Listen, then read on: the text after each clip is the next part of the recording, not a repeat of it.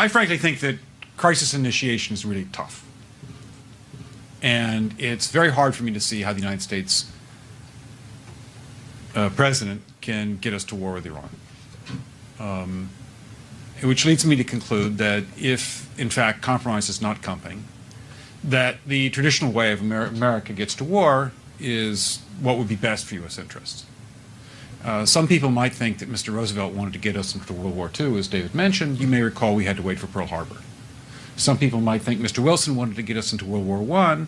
You may recall he had to wait for the Lusitania episode. Some people might think that Mr. Johnson wanted to send troops to Vietnam. You may recall he had to wait for the Gulf of Tonkin episode. We didn't go to war with Spain until the until the Maine exploded.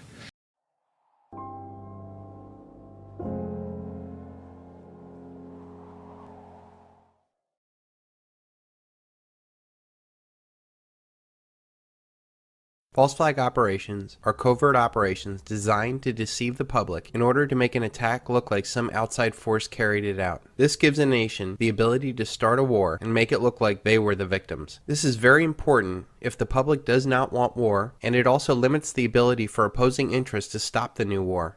Any opposition, foreign or domestic, would immediately be put in the same category as those that they claim did the false flag. You're either with us or you're with the enemy. False flags do not happen very often, but when they do, they change the paradigm we operate in. We all see how the world has been changed forever after 9/11. Before 9/11, we would not have put up with such a loss of privacy and a loss of liberty, much less a decade of war looking for weapons of mass destruction or men in caves. Those weapons of mass destruction got to be somewhere. Nope, no weapons over there. Maybe under here. It's a big club, and you ain't in it. With the supposed death of Osama bin Laden and the supposed end of military actions in Iraq, I feel the decks are cleared for the next big event. Historically, false flags are military in nature, but I feel going forward they will morph into something much worse. Every system built on debt needs constant debt to be created, or the system implodes. If the criminal elite can expand the debt system through asset bubbles, then all is well. But what happens if they can't get more debt created? They need to either steal other assets to provide capital for the system, or they need a reason to create massive debts that the masses will sacrifice for. Wars do both. With war, the criminal elite can confiscate the natural resources of other nations and provide the context to create massive amount of new debt. Our paradigm is failing, and there is no fixing it.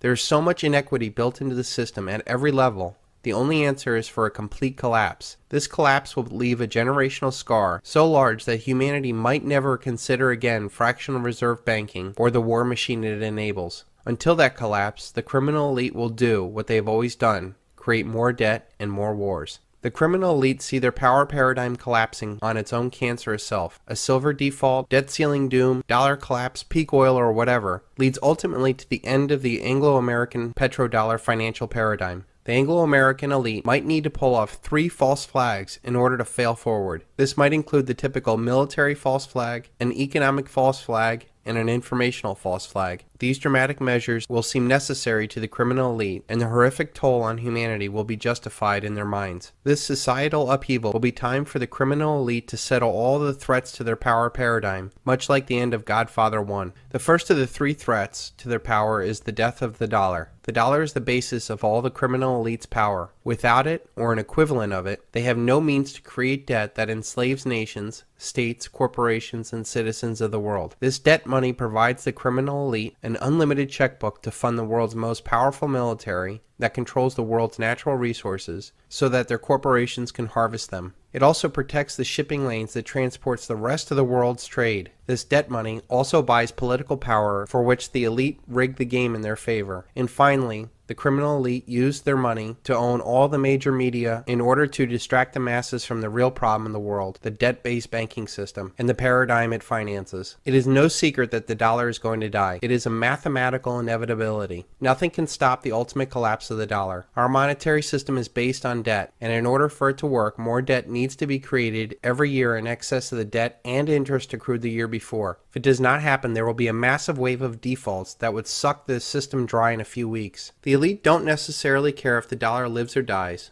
They just want to control the world's currency. They would ultimately like to have a global international currency that would be far away from pesky national politicians. So if the dollar is doomed, how can the criminal elite fail forward? They can create a financial crisis so incredible that desperate people would beg the elite to make the pain stop. They did this in 1907 to set the stage for the Federal Reserve. They did this in 2008 when they held up America for $700 billion.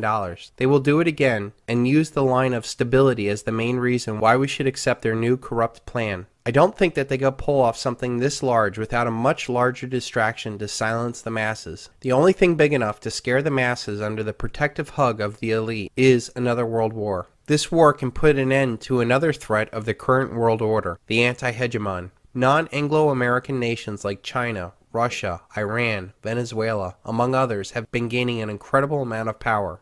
I call these group of non-Anglo-American powers the anti-hegemon, as they have no uniting ideology, race, or religion, other than standing in opposition to the hegemonic power of the Anglo-American Empire. The anti-hegemon nations have so much to gain from a retreat of the Anglo-American Empire from the world stage. Countries like China, Russia, Iran, Venezuela, India, and many more, to a lesser extent like Japan, Korea, Germany, and France, have been on the losing end of the Anglo-American Empire for over a century. These nations have a history of Anglo-American losses like the Cold War, Opium Wars, Operation Ajax, the CIA attempted coup of Chavez, British colonization of India, apartheid, Hiroshima, the closing of the gold window by Nixon, and Waterloo.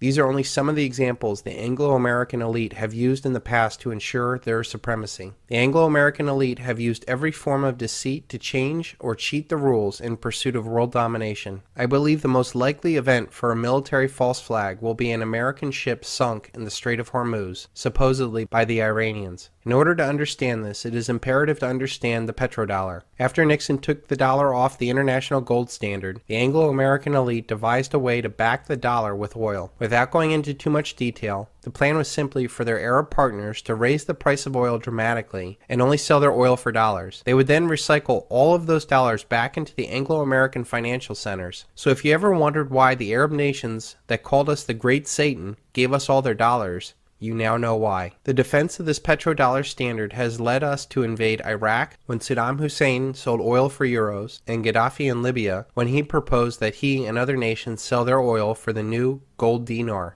This is also why so many sanctions have been put on to Iran. The Iranians opened up their oil bourse in 2008 to sell their oil for anything but the dollar. An attack on an American warship would be exactly what Dick Cheney plotted to do in 2008 before he left office. Here is an insider's account of that meeting from the famed journalist Seymour Hersh. That a few weeks later, a meeting took place in the vice president's office. Quote, the subject was how to create a casus belli between Tehran and Washington, he said. What you're writing there is that Cheney, there was a meeting in the White House where Cheney presided over, looking to cook up the next war, a false war based on false intelligence. Among the items considered and rejected, which is why the New Yorker did not publish it on grounds that it wasn't accepted. One of the items was, why not, there was a dozen ideas proffered, how to trigger a war. The one that interested me the most was, why don't we in our shipyard build 4 or 5 Iranian boats that look like Iranian PT boats, put Navy SEALs on them with a lot of arms, and the next time one of our boats goes through the Straits of Hormuz, start a shoot-up.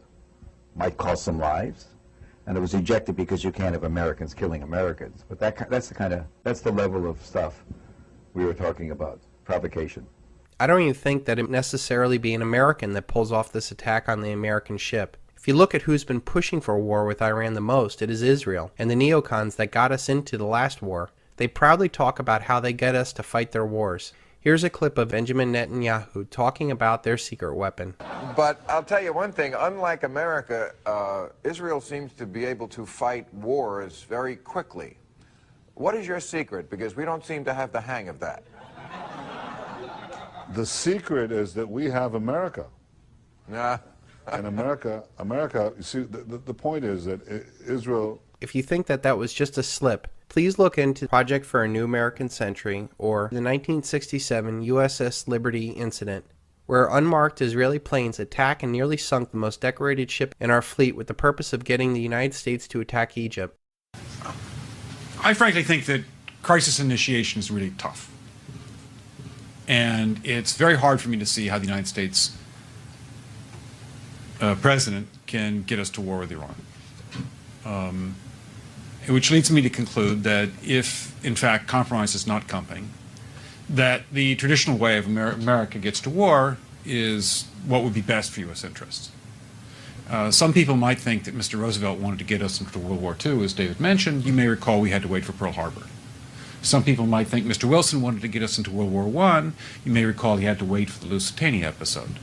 Some people might think that Mr. Johnson wanted to send troops to Vietnam. You may recall he had to wait for the Gulf of Tonkin episode.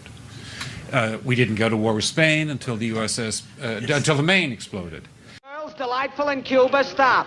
Could send you prose poems about scenery, but don't feel right spending your money. Stop. There is no war in Cuba. Signed, Wheeler. Any answer? Yes, dear Wheeler, you provide the prose poems. I'll provide the war. That's fine, Mr. Kane. Yes, I rather like... And may I point out that Mr. Lincoln did not feel he could call out the Federal Army until Fort Sumter was attacked, which is why he ordered the commander at Fort Sumter to do exactly that thing which the South Carolinians had said would cause an attack. So if, in fact, the Iranians aren't going to compromise, it would be best if somebody else started the war. One can combine other means of pressure with sanctions. I mentioned that explosion on August 17th. We could step up the pressure. I mean, look, people, Iranian submarines periodically go down. Someday one of them might not come up. Who would know why? We can do a variety of things if we wish to increase the pressure. There was a dozen ideas proffered how to trigger a war. The one that interested me the most was, why don't we in our shipyard build 4 or 5 Iranian boats that look like Iranian PT boats, put Navy SEALs on them with a lot of arms, and the next time one of our boats goes through the Straits of Hormuz, start a shoot-up. But I'm just suggesting that this is not a either-or proposition. It's just sanctions has to succeed or other things. We are in the game of using covert means against the Iranians. We could get nastier at that. A false flag attack, like an American ship sunk in the Strait of Hormuz, would also keep Iranian allies like Russia and China at bay, much like the 9/11 attacks kept them from using their power to stop the United States from invading Iraq. The world is a much different place than it was in 2000, and China and Russia have learned a lot, as they have been vocal opponents of many of the pressures the Anglo-American Empire has applied to Iran.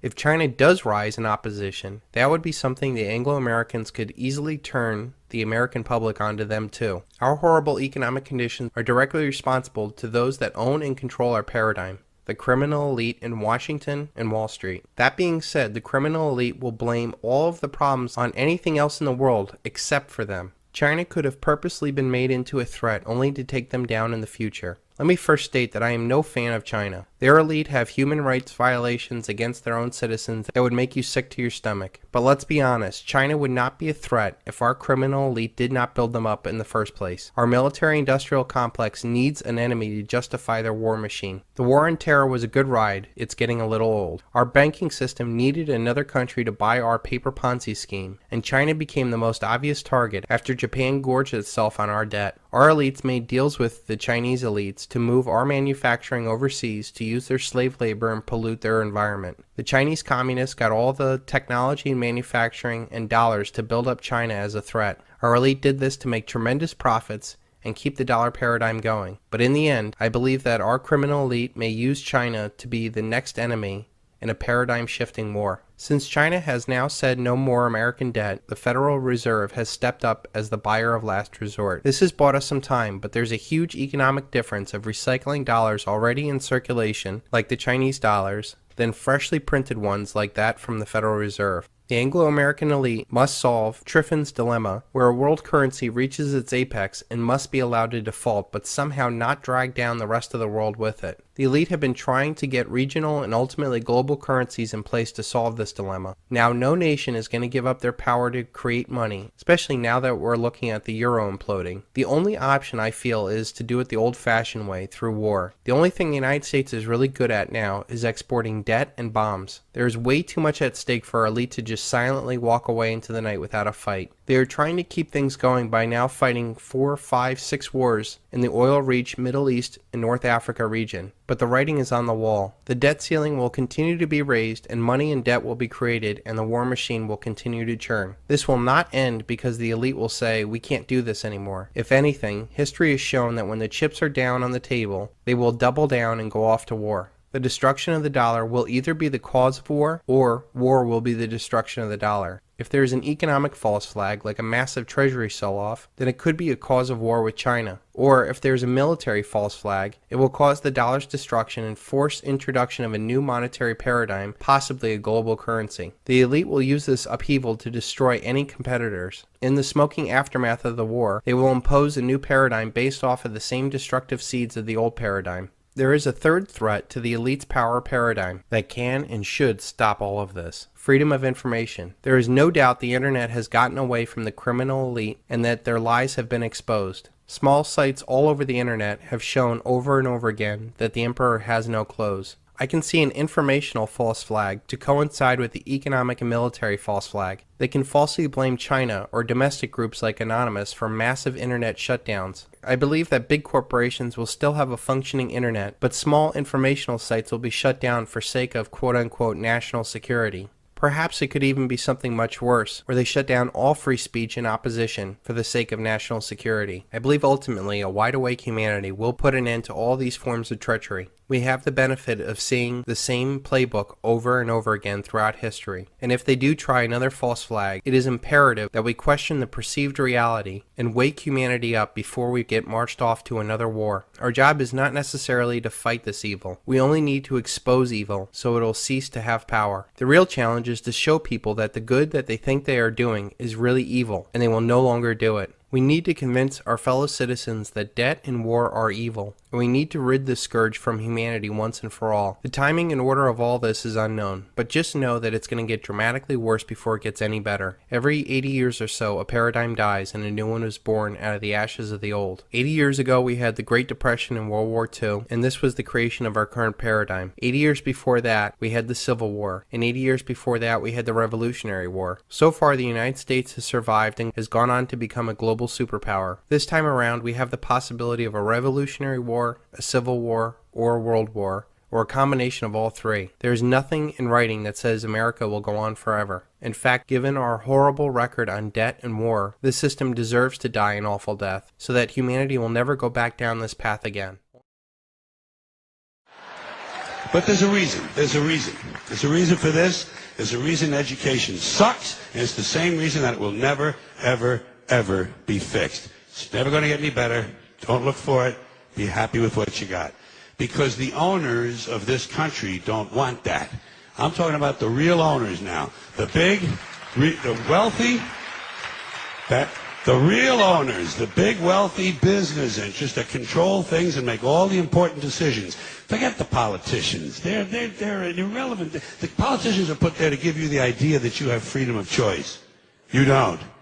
You have no choice. You have owners. They own you. They own everything. They own all the important land. They own and control the corporations. They've long since bought and paid for the Senate, the Congress, the state houses, the city halls. They got the judges in their back pockets, and they own all the big all the big media companies. So they control just about all of the news and information you get to hear. They got you by the balls. They spend billions of dollars every year lobbying to get what they want. Well, we know what they want. They want more for themselves and less for everybody else. But I'll tell you what they don't want. They don't want a population of citizens capable of critical thinking. They don't want well-informed, well-educated people capable of critical thinking. They're not interested in that. That doesn't help them. That's against their interest. That's right. You know something? They don't want people who are smart enough to sit around the kitchen table and figure out how badly they're getting fucked by a system that threw them overboard 30 fucking years ago.